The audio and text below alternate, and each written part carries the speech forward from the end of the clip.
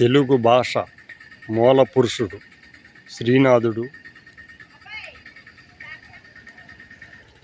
తెలుగు అనువాద రచయితలు నన్నయ, తిక్కన, ఎర్రన. వారికి పాదాభివందనములు. PTM 4.0 మరి ఈ యొక్క కార్యక్రమం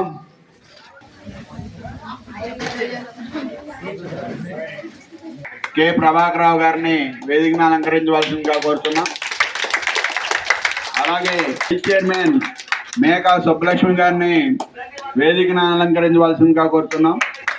అలాగే మన యొక్క వార్డు మెంబర్ నామల్లేశ్వర గారిని వేదికను అలంకరించవలసిందిగా కోరుతున్నాం.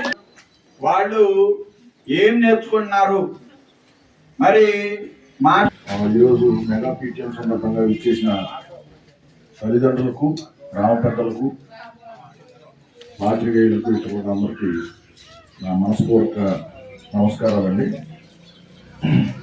మన పాఠశాలకు సంబంధించి ప్రజాప్రతినిధులు, యాజమాన్య కమిటీ అధ్యక్షులు, మా విద్యార్థులు, తల్లిదండ్రులు, పూర్వ విద్యార్థులు, దాతలు, సమాజ సేవకులు, మహిళా పోలీసులు, ఉపాధ్యాయులు, ఈ విద్యార్థులందరికీ నా హృదయపూర్వక స్వాగతం, సుస్వాగతం. మన పాఠశాల విద్యార్థులు మన పాఠశాలలో 1వ తరగతి నుంచి 10వ తరగతి వరకు ఆంగ్ల మాధ్యమంలో విద్య అందుబాటులో ఉందండి. అంటే ఇంగ్లీష్ మీడియంలో చెప్తున్నాం. ప్రస్తుతం మన పాఠశాలలో 58 మంది విద్యార్థులు ఉన్నారు. అందులో 31 మంది బాలురు, అంటే బాయ్స్, 27 మంది బాలికలు, గర్ల్స్.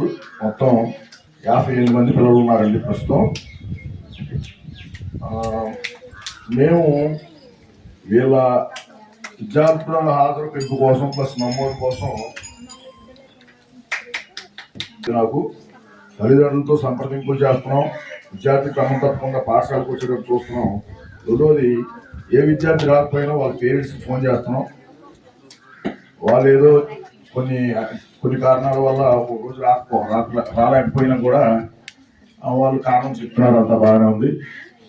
అయితే గారండి దీనికి ప్రత్యేకంగా జస్ట్ ఒక 2 మార్కులు మిస్ అన్నమాట. లేకపోతే మనకి మండలంలో మంచి ర్యాంక్ వచ్చేది. వాళ్ళకి NMMS సెలెక్ట్ అయ్యాడు, ఒక్కడే అయ్యాడు 5గురిలో. ఈ సంవత్సరం కూడా 5గురు పిల్లలు ఉన్నారు.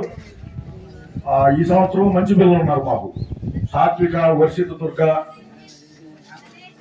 నాగమల్లేశ్వరం, రజనీ కుమారి, నదీష్ కోడూరు నుంచి వచ్చాడు. ఇలా 5గురిలో ఈసారి మాక్సిమం 1 కన్నా ఎక్కువ వచ్చే ప్రయత్నం చేస్తాం తప్పకుండా. 1వ తరగతి అంత ముందు 3 నుంచి 10 వరకు ఉంది. ఇప్పుడు ఈ సంవత్సరం 1 నుంచి 10 వరకు పెట్టాం. అయితే మేము బాధపడేటువంటి కష్టపడి తిరిగామండి వేసవికాలం ఎండలో.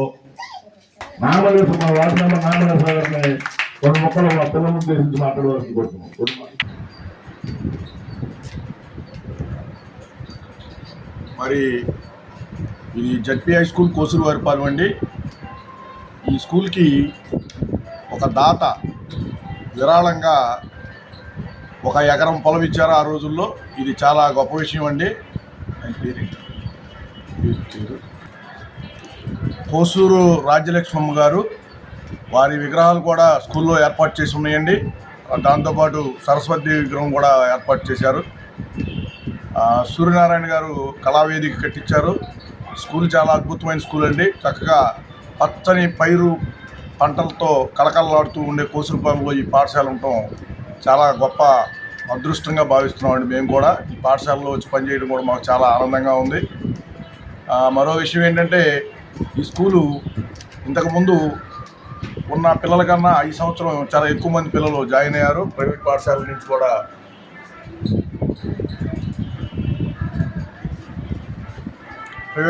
నుంచి కూడా వచ్చి ఈ పాఠశాలలో పిల్లలు జాయిన్ అవ్వడం జరుగుతుంది. ఎందుకంటే ప్రస్తుతం 10 మంది టీచర్లు ఈ పాఠశాలలో పనిచేస్తున్నారు. అంతకుముందు టీచర్లు కొద్ది తక్కువ మంది ఉన్నా ఇప్పుడు సఫిషియెంట్గా అందరూ చక్కగా పనిచేస్తున్నారు.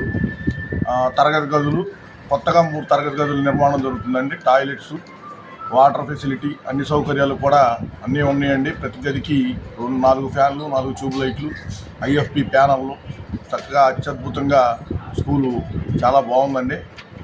ఈ పాఠశాలలో పనిచేస్తున్న ఉపాధ్యాయులందరూ బాగా అనుభవజ్ఞులైనటువంటి ఉపాధ్యాయులు ఉన్నారు.